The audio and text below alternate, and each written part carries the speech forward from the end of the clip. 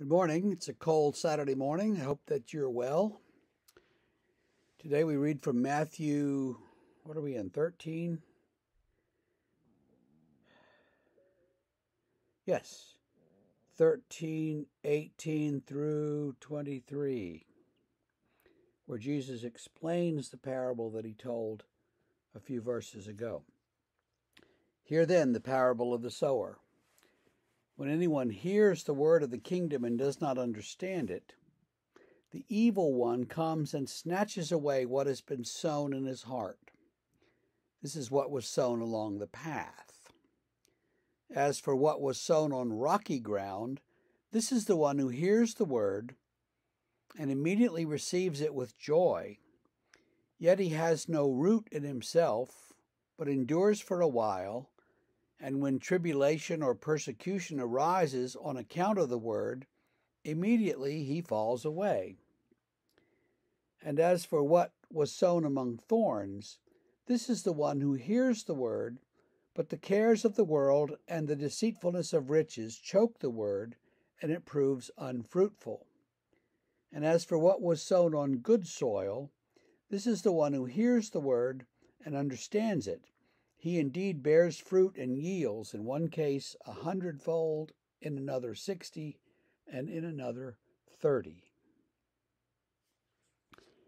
So Jesus explains the parable here and tells us what it is that he intended in that parable. And as I said a couple of days ago, if you have to explain a parable, you've ruined it. But he does explain it because the disciples have been asking. They don't really get what he's getting at. And so he says, well, you are the kind of ground that the seed lands in. The seed being the word, and it's planted in these kinds of ground. And so if you've got good soil, then it reaps benefits. And if you have poor soil or weeds or something, these other things happen.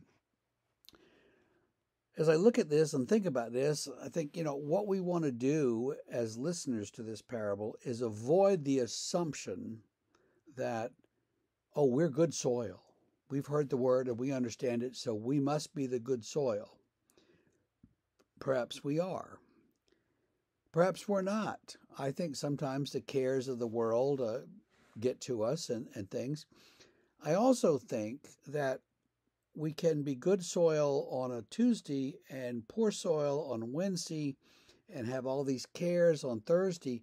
And so the quality of our soil is going to go up and down depending on what's happening around us.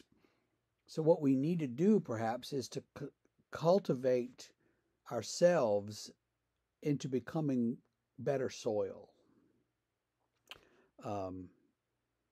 We want to produce fruit with the word, and so we want the word that is planted in us to grow, and so we need to prepare our soil with different kinds of, fertilizer and water and all the things that you do to dirt, to make it become soil, to make it become rich and beneficial for the seeds that are planted in it.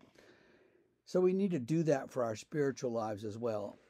How do we do that? Wow. The first thing that jumps to my mind is prayer. We need to pray. We need to learn how to pray. We need to pray more. Pray for other people and pray. Don't pray so much for your own life and your own wants and your own problems, but pray for other people and pray for the sick, pray for the world. Just pray. And the more you pray, the more responsive, I think is the word, that you get to, you become to what Jesus is getting at when he preaches to us and talks to us. So do that, pray a lot, and see about, for the most part, for more, 5 out of 7 days being good soil. Let's go for that to start with.